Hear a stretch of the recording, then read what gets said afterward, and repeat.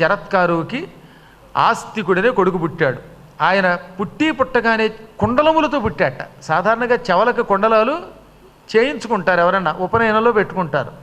మరి ఇంత చిన్నవి కాదు కానీ కొంచెం పెద్దవి పెట్టుకుంటారు అనుకోండి. ఆయనకి పుట్టుకతోటే మంచి అద్భుతమైన కుండలాలు వచ్చాయట. కుండలాలతో పాటు యజ్ఞోపవేతం కూడా పడిపోయింది. ఉపనయనం చేయకుండా పుట్టుకతో ఉపనయనం పొందినవాడు మహాత్ముడు ఆయన. జంక చర్మం ఆకాశం నుంచి బ్రహ్మదేవుడు ఇచ్చాడు. నల్ల జంక చర్మం. నల్ల జంక చర్మం వచ్చింది, మెడలో యజ్ఞోపవేతం వచ్చింది, చెవులకు కుండలాలు వచ్చాయి. చూస్తూ ఉండగా 8 సంవత్సరాల బ్రహ్మచారిగా వటువుగా మారిపోయాడు ఆయన. తల్లికి నమస్కరించాడు. ఆ పక్కనే చవన మహర్షి ఆశ్రమం ఉన్నది. ఆ చవనుడు కొడుకున్నాడు ప్రమతి. ఆయన దగ్గరికి వెళ్ళాడు. చవన సుతుడైన ప్రమతితో చదివే సకల వేదాంగములు నిజ విమల బుద్ధి నెరిగే సకల శాస్త్రంబుల ఎల్లయందునధిక సాత్వికుడు ఆస్తికుడనగజనులు. చవనపుత్రుడైన ప్రమతి ద్వారా సకల వేదాంగాలు నేర్చుకున్నాడు. పూర్తిగా వేదాలు, ఆ వేదాంగాలైన శిక్ష, వ్యాకరణం, కల్పం, నిరుక్తం, జ్యోతిషం, ఛందస్సు అని పిలువబడే షడంగాలు, ఉపనిషత్తులు, ఇంకా చతుషష్ఠి కళలు నేర్చుకున్నాడు. అసలు గురువుగారు నేర్పిన దానికంటే ఈయన బుద్ధి గొప్పది కనుక చక్క గురువుగారు ఎంత చెబితే అంత అల్లుకుపోయేవాట ఆయన. ఎప్పుడైనా గురువులు చెప్పే పాఠాన్ని మన తెలివితేటలతో పెంచుకోవాలి. నాయన ఇలా ఈ వ్యాపారం చెయ్యి, ఈ వ్యవసాయం చెయ్యి అని నేర్పుతారు. కానీ ఆ తర్వాత తన తెలివితేటలతో అభివృద్ధి చేయాలి. కానీ రోజు వాడు పక్కన కూర్చోరుగా. ఈతడు తన తెలివితేటలతో సకల శాస్త్రాల సారం గ్రహించాడు. స్పష్టమైన వాక్కుండేదట. ఆయన మాట్లాడుతూ ఉంటే, ముఖ్యంగా పురాణం చెబుతూ ఉంటే చెవులు వినపడనటువంటి వాళ్ళకు కూడా వినపడేవిట. అంత శ్రద్ధగా వినగలిగేవారట వాళ్ళు. అంటే 2 ఉన్నాయనుకోండి. ఆయన గొంతు గొప్పది, స్పష్టంగా చెప్పేవాడు అవడం వల్ల కొంచెం సరిగ్గా వినబడని వాళ్ళకు కూడా వినబడేది. ఆయన వాక్కులు విందామని చెవులు ఇలా పెట్టిన వాళ్ళకి ఆ వాక్కులలో ఉన్న మహిమ వల్ల చెవులు చక్కగా వినబడేవిట. అంత గొప్పవాడు ఆయన. అంటే చెవిటి వాళ్ళకి చెవులు తెప్పించి మరీ పురాణం చెప్పేవాడు ఆయన. మేము పురాణం చెబుతున్నాం, చెవిటి వాళ్ళకి చెవులు తెప్పించడం కొంచెం కష్టం. కానీ ఆయన తెప్పించగలిగేవాడు. అందుకే పౌరాణికుడంటే ఆయనే అనిపించుకున్నాడు. అన్నిటికీ మించి ప్రపంచంలో ప్రసిద్ధికెక్కాడు. ఎలాగా? అధిక సాత్వికుడు, కోపమెరగనివాడు. ఏ పరిస్థితుల్లో ఆయనకి అంత తేలిగ్గా కోపం రాదట. అటువంటి ఆస్తికుడు పుట్టి పెరగడం మొదలుపెట్టాడు. సరిగ్గా ఇదంతా ఎవరు? సౌనకాదులు సూతుడికి చెప్పారు. ఈ కథంతా సౌనకాదులకి సూతుడు చెబుతూ ఆ సమయంలోనే ఉదంకుడు ఈ జనమేజయుడి దగ్గరికి వచ్చారు. మనం నిన్న ఏం చెప్పుకున్నాం? జనమేజయుడి దగ్గరికి ఉదంకుడు వచ్చాడు అనగానే అసలు ఈ ఉదంకుడు ఎందుకు వచ్చాడు, ఈ పాములు ఏమిటి, గొడవ ఏమిటని అడిగారుగా. అందుకని మధ్యలో అది ఆపి ఇది చెప్పాడనమాట. ఇప్పుడు ఉదంకుడు వచ్చి జనమేజయుడి దగ్గరికి, చూసావా జనమేజయ మహారాజా, ఒక్క చిన్న కారణం చేత మీ నాన్నని పరమ దుర్మార్గుడైనటువంటి తక్షకుడు కాటువేసి చంపాడు, నాకు ద్రోహం చేశాడు అని ముందు తనకు చెప్పాడు. నేను గురువుగారి భార్య కోసం కుండలాలు పట్టుకెడుతూ ఉంటే దుర్మార్గుడు తక్షకుడు ఆ కుండలాలు ఎత్తుకుపోయాడు, నాకు అపచారం చేశాడు, అయినా క్షమించాను. కానీ మీ నాన్నకి చాలా ద్రోహం చేశాడు. మీ నాన్నని చంపిన తక్షకుడి మీద తక్షణం పగ తీర్చుకోవా అంటే జనమేజయుడు వెంటనే అడిగాడు, ఏమండి మా నాన్నగారు పావు కాటు తిని చచ్చిపోయాడని తెలుసు కానీ దానికి తక్షకుడు ఎందుకు కారకుడవుతాడు? ఆయన ఎవరో శాపం పెడితే కదా చచ్చిపోయాడు అన్నట్ట. ఓరి పిచ్చివాడు, అసలు కథ నీకు తెలియదురా, కావాలంటే నీ మంత్రులను అడుగు అన్నాడు ఉదంకుడు. అప్పుడు ఆ మంత్రులు పురోహితులు చెప్పారు, మీ నాన్నగారు వేటకి వెళ్ళాడు, అక్కడ శమీకుడనే మహర్షి మెడలో చచ్చిన పాము వేశాడు, దాంతో ఆయన కొడుకు శృంగి శపించాడు. ఆ శాపం వల్ల తక్షకుడనే పాము కాటు వేయడానికి రావడం ధర్మమే. కానీ ఆ మధ్యలో జరిగింది ఏమిటి? కశ్యపుడని పేరు కలిగిన ఒక బ్రాహ్మడు మహామంత్రవేత్త మీ నాన్నగారైన పరీక్షిత్తుని తక్షకుడు కాటు వేసిన తర్వాత బ్రతికించాలని వస్తున్నాడు. ఆయన చాలా గొప్ప మంత్రవేత్త. ఆయన అడవిలో వస్తూ ఉండగా ఈ తక్షకుడు ఒక విప్ర రూపంలో నువ్వెవరివేని అడిగాడు. అయ్యా నన్ను కశ్యపుడు అంటారండి, మంత్రవేత్తనండి, పరీక్షిత్తుని తక్షకుడి వాళ్ళ రాత్రి కాటేయబోతున్నాడు సూర్యాస్తమయం సమయంలో, అప్పుడు ఆయన నేను బతికిద్దామని వెడుతున్నాను అనగానే ఆ ఎదురుగుండా ఉన్న తక్షకుడు పకపకానవి, తక్షకుడు అంటే ఏమన్నా పిచ్చిపాము అనుకుంటున్నావా, కట్లపాము అనుకుంటున్నావా, లేక బురదపాము అనుకుంటున్నావా? తక్షకుడు కాటు వేస్తే ఇంకా తర్వాత అక్కడ బూడిది కూడా మిగలదు. అటువంటి వ్యక్తిని ప్రపంచంలో ఏ మంత్రవేత్త రక్షించలేడు తెలుసునా అన్నట్ట. నాకు తెలుసులేవోయ్, నా మంత్రశక్తి నీకు తెలియదన్నాడు కశ్యపుడు.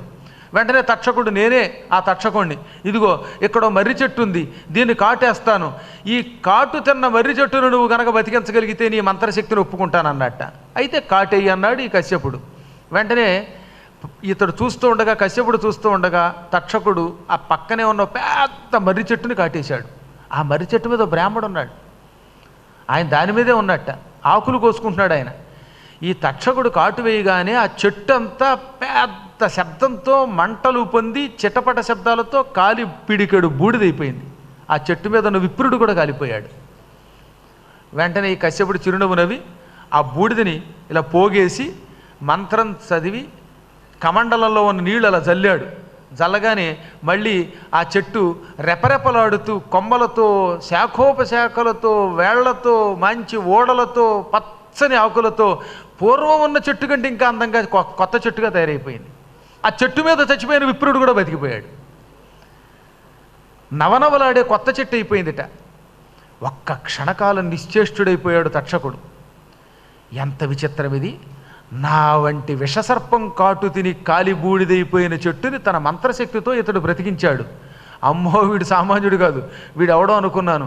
వీడిని గనక వదిలేమంటే తప్పక పరీక్షిత్తు చచ్చిన వెంటనే బతికిస్తాడు, అప్పుడు నా పరువు పోతుందనుకుని, నాయన కశ్యప, ఒక మహానుభావుడైన సాటి బ్రాహ్మడి శాపాన్ని నువ్వు అన్యాయంగా పాడు చేస్తావా? నేను వాడిని చంపాలని నిర్ణయించుకున్నాను. చచ్చిన పరీక్షిత్తును నువ్వు బతికిస్తే నాకు అది అప్రతిష్ట. శృంగి శాపానికి నువ్వు విరుగుడు చేసినట్టు అవుతుంది. మీలో మీరు విప్రుల్లో కొట్టుకు చచ్చిపోతారు రేపటి నుంచి. అయినా ఇది సృష్టి రహస్యం, చచ్చినవాడు బతకూడదు. అందువల్ల నా మీద దయతో నువ్వు వెనక్కి వెళ్ళిపో. నీకు కావలసింది డబ్బే కదా, ఆ డబ్బు నేను ఇస్తాను, రాజుగారు ఇచ్చేదానికంటే కొన్ని వేల రెట్లు ఇస్తాను అని పాతాళ లోకంలో ఉండే అమూల్యమైన రత్నాలు, మణులు, బంగారము ఇచ్చి పంపేశాడు. ఆ కశ్యపుడు కూడా భవిష్యత్తులో ఈ పరీక్షిత్తు బ్రతికే అవకాశం లేదని గ్రహించి వెళ్ళిపోయాడు. ఇప్పుడు నీకు అర్థమైందా? మీ తండ్రి చావుకి ఋషి శాపం ఒకటి కాదు, తక్షకుడు కావాలని చేసిన కుట్ర. ఆ కశ్యపుడు వస్తే ఇతరు సొమ్మేం పోయింది? తన పరువు కోసమని చచ్చిన పరీక్షిత్తుని కశ్యపుడు బ్రతికించకుండా అడ్డం పడి లంచమిచ్చి వెనక్కి పంపాడు. ఇటువంటి పాపాత్ముడిని మనం క్షమించకూడదు. కాదన్న కిట్టిపాటి అపకారము తక్షకుడేక విప్ర సంబోధన చేసి నృపపుంగవ నీవు అనేక భూసురాపాదిత సర్పయాగమున భస్మము చేయుము తక్షకాది కాకోదర సంహతిన్ హుతవహోగ్ర సమగ్ర శిఖాచయంబులం. ఎవడో ఒక్క విప్రుడు శృంగి అన్నవాడు శాపం పెడితే ఆ శాపమే ఏదో ప్రపంచంలో ఉన్న ఋషులందరి శాపం కింద భావించి తనను తాను ప్రేరేపించుకుని అక్రమంగా వచ్చి కశ్యపుడు అనేవాడిని వెనక్కి పంపి మీ తండ్రి గారిని భస్మం చేశాడు పరమదుర్మార్గుడు తక్షకుడు. అటువంటి తక్షకుణ్ణి క్షమించకూడదు. వాడే కాదు, వాడి సోదరుల్ని భయంకరమైన యజ్ఞ అగ్ని జ్వాలలలో, ఆ యజ్ఞాగ్ని జ్వాలల్లో, హోమాగ్ని జ్వాలలో కాల్చి బూడిద చెయ్యాలి. అప్పుడు నీ తండ్రి రుణం తీర్చుకున్నట్టు అవుతుంది.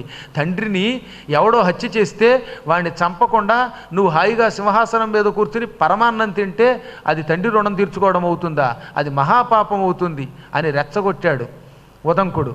దాంతో జనమేజయుడు పళ్ళు పటపట కొరికి, ఎంత అన్యాయం, మా తండ్రి గారు చచ్చిపోయాడని తెలుసు కానీ ఆ తండ్రి చావు వెనకాతల తక్షకుడి యొక్క ఎంత కుట్ర ఉందని నాకు తెలియదు.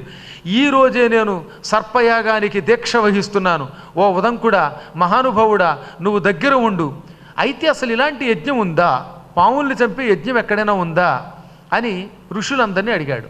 అందులో కొందరు ఋషులు అన్నారు, ఈ ప్రపంచంలో ఇంతకు పూర్వం ఎవరూ అటువంటి యజ్ఞం చేయలేదు. కానీ నీతదర్థమకాగ ఇట్లు వినిర్మితంబుగ చేసెముల్ ధాత.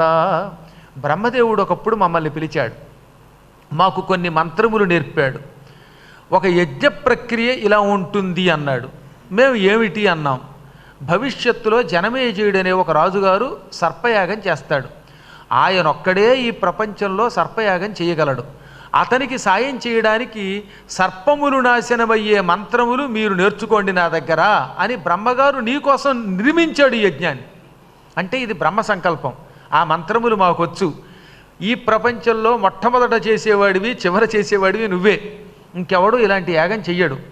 ఆ యజ్ఞాన్ని మేము నడిపిస్తాం, కానీ ఈ యజ్ఞానికి మీ వంశానికి మూలకారకుడైన వ్యాసుడు కర్తగా ఉండాలి, ఆయన కూడా ఉండాలి అనగానే ఈయన వెంటనే వ్యాసుడి కాళ్ళకి నమస్కరించాడు.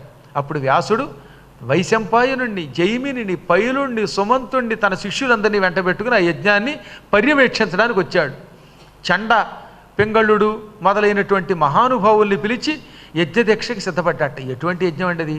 ఒకడు చండుడా, ఒకడు భార్గవుడా, మరొకడు పింగళుడా, ఇలాంటి వాళ్ళు యజ్ఞాన్ని నిర్వహిస్తూ ఉంటే వేదవ్యాస మహర్షి 10,000 మంది శిష్యులతో అక్కడికి వచ్చి ఉన్నాడు. ఆ యజ్ఞంలో ఏ మంత్రం ఎలా చదవాలో, ఎప్పటికప్పుడు ఎలా భోజనాలు జరగాలో, ఎప్పటికప్పుడు పూర్ణాహుతి ఎలా జరగాలో, చెరువు ఎంత వెయ్యాలో, ఇవన్నీ పర్యవేక్షించే బాధ్యత వ్యాసుడు స్వీకరించాడు. ఇలా బాధ్యతలు అందరికీ ఇచ్చాక ఇంకా యజ్ఞశాల నిర్మాణం చేయించటానికి వాస్తు పండితుల్ని పిలిపించాడు. వాస్తు పండితులు వచ్చి యజ్ఞశాల నిర్మాణం చేశారు. యజ్ఞశాల పూర్తయిన తర్వాత ఇక యజ్ఞానికి దీక్షా కంకణం ధారణ చేయగానే ఆ పండితుల్లో ఒకడొచ్చి, మేము ఎంత జాగ్రత్త పడినా ఈశాన్యంలో కొంచెం తేడా వచ్చిందండి, ఈ యజ్ఞం మధ్యలో ఆగిపోతుందండి, మొదలవుతుంది కానీ అది చివరిదాకా సాగదండి అని చెప్పేశాట.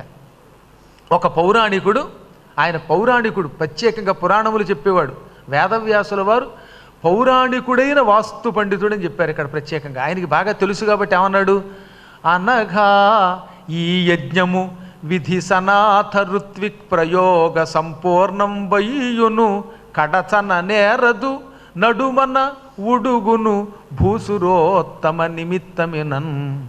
ఓ పుణ్యాత్మ, యజ్ఞంలో వాస్తుదోషం ఒకటి ఉన్నది. నేను పరమ పౌరాణికుడి కాబట్టి చెబుతున్నాను. ఈ యజ్ఞం విధిపూర్వకంగా జరుగుతుంది, నీలాంటి మహాత్ముడు నిర్వహిస్తాడు, వ్యాసుడి లాంటి వాడు పర్యవేక్షిస్తాడు. అయినా ఎంతమంది ఋత్విక్కుల చేత నిర్వహింపబడుతున్న ఈ యజ్ఞం ప్రారంభమవుతుంది కానీ చివరిదాకా సాగదు, మధ్యలో ఆగిపోతుంది, ఒక భూసురోత్తముడి వల్ల, ఒక బ్రాహ్మడి వల్ల. మనం ఏం చేయలేం అనగానే, ఏమండి యజ్ఞం ప్రారంభించాం, ఆగుతుందా జాగుతుందా అనేది నాకు అనవసరం, ఇంతమంది పెద్దలంతా కలిసి నిర్ణయించారు, చెయ్యటమే, ఇంక దాన్ని లక్ష్య పెట్టద్దన్నాడు జనమేజయుడు.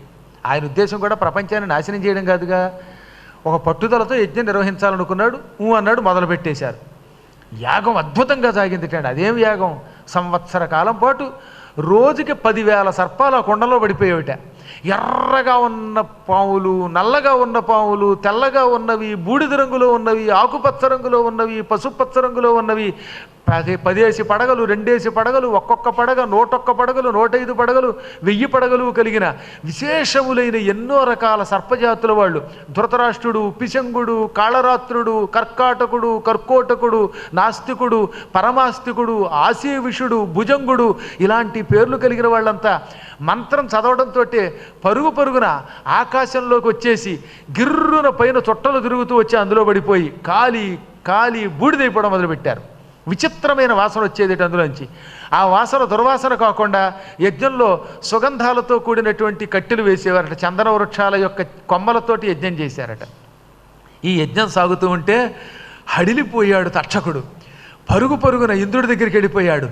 ఇంద్ర, మనిద్దరం మిత్రులం, నా సంహారం కోసం భూలోకంలో మహావీరుడు పరీక్షిత్తు పుత్రుడు జనమేజయుడు యజ్ఞం చేస్తున్నాడు.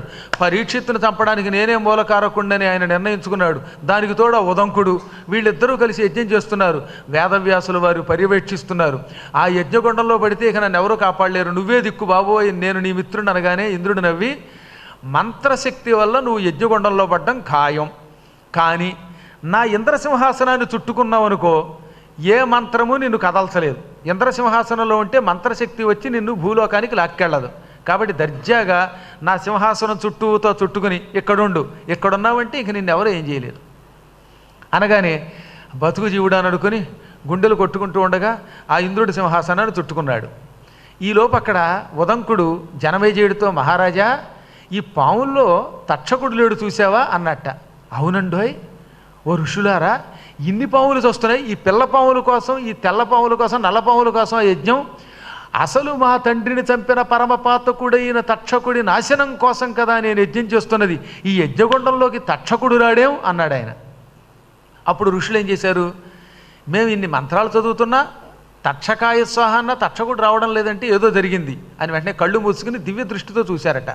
వాళ్ళకి అర్థమైపోయింది, మహారాజా, తక్షకుడు చావకపోవడానికి మూల కారణం ఏమిటో తెలుసా? ఇప్పుడు అతడు స్వర్గంలో ఇంద్రసింహాసనానికి చుట్టుకుని ఉన్నాడు. అందుకే మా మంత్రాలు వాడిని ఇక్కడికి లాక్కు రావడంలా మేము వాడిని ఏం చేయలేకపోయాం అనగానే, అంటే మీ మంత్రశక్తి ఇంద్రుడిని ఏం చేయలేదా? తక్షకుడిని చంపలేదా? తక్షకుడే చావనప్పుడు ఈ యజ్ఞం ఎందుకన్నాడు జనమేజయుడు. ఏమయ్యో, మా మంత్రాలు అంత తక్కువగా తీయకు. ఇంద్రుడి సింహాసనానికి చుట్టుకోవటం వల్ల తక్షకుడిని తెప్పించలేకపోయాం. ఇప్పుడు ఇంద్రసింహాసనాన్ని కదిలిస్తాం చూసుకో అని సహేంద్ర తక్షకాయ స్వాహ అన్నారట వాళ్ళు. ఇంకా చూడండి, మొత్తం ఇంద్రసింహాసనం పునాదులతో లేచిపోయింది. లేచిపోయి రివ్వున ఆకాశ మార్గంలో ఎగురుతూ రావడం మొదలెట్టింది. ఇంద్రుడు బేరమన్నాడు, అనవసరంగా నిన్నొచ్చి నా సింహాసనాన్ని చుట్టుకోమన్నాను రా బాబు. నిన్ను చుట్టుకోమండం వల్ల నా పేకకి చుట్టుకుంది, నేనే పోయేటట్టున్నాను అనుకుని బ్రహ్మదేవుడిని రక్షించు, బ్రహ్మదేవ రక్షించన్నట్ట. ఎందుకంటే ఇప్పుడు మంత్రశక్తి వల్ల ఆయన కూడా తను తాను రక్షించుకోలేకపోయాడు. ఇంద్రసింహాసనంతో పాటు ఇంద్రుడు వచ్చి ఇందులో పడిపోవాలనడం వల్ల సింహాసనంతో పాటు ఇంద్రుడు ఆకాశంలో కదిలొచ్చేశాడు. ఆ ఇంద్రసింహాసనానికి చుట్టుకున్న తక్షకుడు వణికిపోయాడు. నోట్లోంచి ముందు విషం, తర్వాత రక్తం కక్కుకోవడం మొదలుపెట్టాట. గిర్రును తిరిగిపోతుంది. పైగా సింహాసనం తిరుగుతూ రావాలన్నమాట. సరిగ్గా ఆ సమయానికి పాములందరూ పరుగెత్తుకుంటూ వెళ్ళి ఆస్తికుడి కాళ్ళు పట్టుకున్నారు. ఆస్తికుడు ఏమన్నాడు, మీకేం పర్వాలేదు, నేను ఇప్పుడే బయలుదేరుతున్నానని హుటాహుటిని వచ్చాడు. యజ్ఞగుండం దగ్గర ఉన్నప్పుడు ఎవరైనా మహానుభావులైన విప్రులు వస్తే వాళ్ళకి అర్ఘ్యపాద్యాలు ఇవ్వాలి. అందుకేగా బలిచక్రవర్తి వామనుడు రాగానే యజ్ఞంలోంచి లేచి వెళ్ళాడు. అది వారి నియమం. అందుకే జనమేజయుడు టక్కున లేచి కాళ్ళు కడిగి ఆస్తికుడిని ఆసనం మీద కూర్చోబెట్టి, మహాత్మా, ఈ యజ్ఞ సమయంలో ఆనాడు బలిచక్రవర్తి దగ్గరికి వామనుడు వచ్చినట్టు వచ్చావు, నీకేం కావాలో కోరుకో అన్నట్ట. కరెక్ట్గా అలాగే జరిగింది. ఆనాడు బలిచక్రవర్తి యజ్ఞాన్ని వామనుడు దానం పుచ్చుకాపాడు. ఈయన అలాగే వచ్చాడు. ఆయన వెంటనే కావాలని కోరకుండా బలిని ఎలా వామనుడు స్తుతించాడో అలా ఈయన్ని స్తుతించాట. రజనీనాథ కులైక భూషణుడవై రాజర్షివై దారుణీ ప్రజనల్లన్ దయతోడ ధర్మచరితన్ పాలించుచుంతొంటి ధర్మజునా భాగు భగీరథున్ దశరథున్ మాంధాతృ రామున్ రఘున్ విజయం బోలితి సద్గుణంబుల జగద్విఖ్యాత పారీక్షిత. ఓ పరీక్షిన్ నరేంద్రపుత్ర జనమేజయ, చంద్రవంశంలో ఉన్న రాజులందరిలోకి నువ్వే గొప్పవాడివి. రాజభూషణుడివి. నువ్వు రాజువే కాదు, రాజ ఋషివి, సాత్వికుడివి, ఋషిలా బతుకుతున్నవాడివి, యజ్ఞాలు చేసిన వాడివి. ఈ భూలోకంలో ప్రజల్ని ధర్మంతో పరిపాలించావు, దయతో పరిపాలించావు. పూర్వం ధర్మరాజుని పొగిడేవాళ్ళం, నాభాగ మహారాజుని పొగిడాం, అంటే అంబరీషుణ్ణి. నాభాగుడు అంటే నభగుడి యొక్క కొడుకు. భగీరథుణ్ణి పొగిడాం, దశరథుణ్ణి మేము స్తుతించాం. మాంధాత చాలా గొప్పవాడు, రాముడు గొప్పవాడు, రఘు మహారాజు గొప్పవాడు, విజయుడనేటటువంటి పేరుతో ప్రసిద్ధికెక్కిన అర్జునుడు గొప్పవాడు. వీళ్ళందరిలో ఉన్న సద్గుణములు నీలో ఉన్నాయి. సద్గుణాలలో, మంచితనంలో వీళ్ళందరికీ నువ్వు సాటి వస్తావు. వాళ్ళతో సాటి వచ్చేవాడివే కానీ తక్కువ వాడివి కాదు. నువ్వు అంత మహాత్ముడివి. నువ్వు నిన్ను చూడటం వల్ల నా జన్మ కూడా ధన్యమయ్యింది. రాముడితో పోల్చడం మాటల నిజంగా జనమేజయుడు అంత సద్గుణ సంపన్నుడే. పూర్తిగా రాముడు అనలేం కానీ రాముడు పరమాత్మే. కానీ ఆ ధర్మమును నిలబెట్టిన వాడిన. అందుకే ధర్మరాజు, అంబరీషుడు, దశరథుడు, మాంధాత, రాముడు, రఘువు, అర్జునుడు వీళ్లతో పోల్చాడు ఆయన. పోల్చినవాడు ఆస్తికుడు, ఉట్టుట్టినే మాట్లాడ్డాయన. ఇంకా ఏమన్నాడో తెలుసా? వాళ్ళందరూ ఎంత గొప్పవాడిలో నువ్వు అంత గొప్పవాడివే. అంతకంటే ఇంకొక గొప్పతనం నీ దగ్గర ఉన్నది. అదేమిటో తెలుసా? నీ యజ్ఞాన్ని ఈ వ్యాసుడనే ఒక మహానుభావుడు పరీక్షించటం వల్ల. అసలు వ్యాసుడి వంటి మహాత్ముడు ఎక్కడ దొరుకుతాడయ్యా అన్నాడు ఆయన. విద్వల్ముఖ్యుడు, ధర్మమూర్తి, త్రిజగద్విఖ్యాత తేజుండు, కృష్ణద్వైపాయనుడేగుదిల్చి సుత శిష్య బ్రహ్మ సంఘంబుతో సద్వంద్యుండు సదస్యుడయ్యననినన్ శక్యం వివర్ణింప సాక్షాద్విష్ణుండవ నీవు భూపతులలో కౌరవ్య వంశాగ్రణీ. కురువంశంలో కల్లా ఎంత గొప్పవాడివయ్యా నువ్వు. ఎందుకు గొప్పవాడివో తెలుసా? విద్వాంసులందరిలోకి ఆరితేరినవాడు, వాళ్ళకి నాయకుడు, ధర్మమూర్తి, 3 లోకాలలో ప్రసిద్ధికెక్కిన తేజస్సు కలిగిన వాడు ఈ కృష్ణద్వైపాయనుడు సాక్షాత్తు విష్ణుమూర్తి తన పిల్లలతో శిష్యులతో ఈ బ్రాహ్మణోత్తములతో వచ్చి నీకు సదస్యుడయ్యాడు, నీ యజ్ఞంలో కూర్చుని చూస్తున్నాడు. ఇంక నీ యజ్ఞం సామాన్యమా? ఈ యజ్ఞంలో కృష్ణద్వైపాయనుడు కూర్చోవడం వల్ల, విష్ణువైన ఆయన కూర్చోవడం వల్ల నువ్వు సాక్షాత్తు విష్ణుమూర్తివయ్యావు. ఈనాటి మహారాజులలో విష్ణువంశస్వరూపుడివి నువ్వే. అటువంటి నీ యజ్ఞాన్ని ప్రశంసించడానికి నాలాంటి వాడు కాదు, నారదుడు కూడా సరిపాడు. ఇక నువ్వు కోరుకోమన్నావు కాబట్టి కోరుకుంటున్నాను. యజ్ఞం చేసేవాడు సాత్వికుడై ఉండాలి. నువ్వు సాత్వికుడివి, ఈ యజ్ఞాన్ని ఆపేయి, ఇంకెక్కడితో హింసను ఆపేయి, ఇదే నాకు వరం అన్నట్ట. వెంటనే జనమేజయుడు, ఇటువంటి మహాత్ముడు వచ్చి అడిగాక హింస ఎలా చేస్తాను? ఇచ్చేస్తున్నాను, హింసాపూరితమైన యజ్ఞం ఆపేస్తున్నాను. నువ్వు నన్ను సాత్వికుడు అన్నావు, ఆ గుణం నిలబెట్టుకోవాలన్నాడు ఆయన. వెంటనే యజ్ఞం ఆగిపోయింది. పైన అప్పటికే మంత్రం వల్ల గిర్రం తిరిగి వచ్చేస్తున్నాడు పాపం ఇంద్రుడి సింహాసనానికి ఉన్న తక్షకుడు. వాడు వచ్చి ఇంక అందులో పడబోతున్నట్ట. ఎందుకని? అప్పటికే మంత్రప్రయోగం అయ్యింది. అప్పుడు వెంటనే ఆస్తికుడు తన మంత్రశక్తితో, ఓహో తక్షక స్వస్తిరస్తు, వెనక్కి తిరుగు అన్నాడు. టక్కన సింహాసనం ఆగిపోయిందిట. గిర్రును తిరుగుతున్న సింహాసనం ఆగి అలా నిలబడిపోయింది. తక్షకుణ్ణి సింహాసనం నుంచి విముక్తుని చేసి, ఇంకెప్పుడు ఎవరికి అపచారం చేయకు, వీళ్ళందరికీ క్షమార్పణ చెప్పుకొని పాతాళానికి పోని వాళ్ళని పాతాళానికి పంపి, ఇంద్ర నీ సింహాసనానికి ఇంకెప్పుడు ముప్పు తెచ్చుకోకు, ఈ బ్రాహ్మణుల దైవలు బతికావు, బ్రాహ్మణోత్తములారా ఇంద్రుడిని తిరిగి ఆరోగ్యంగా అతను లోకానికి పంపనగానే ఇంద్రుడికి యథాస్థాన ప్రాప్తి వస్తున్నారట. టక్కన వాళ్ళు ఇంద్రుడు యథాస్థానానికి వెళ్ళాడు. లేకపోతే అసలు ఇంద్రుడు లేకుండా అయిపోయేది. అంత శక్తి కలిగిన వాళ్ళు. ఈ విధంగా యజ్ఞం ఆగింది, తక్షకుడు బ్రతికాడు.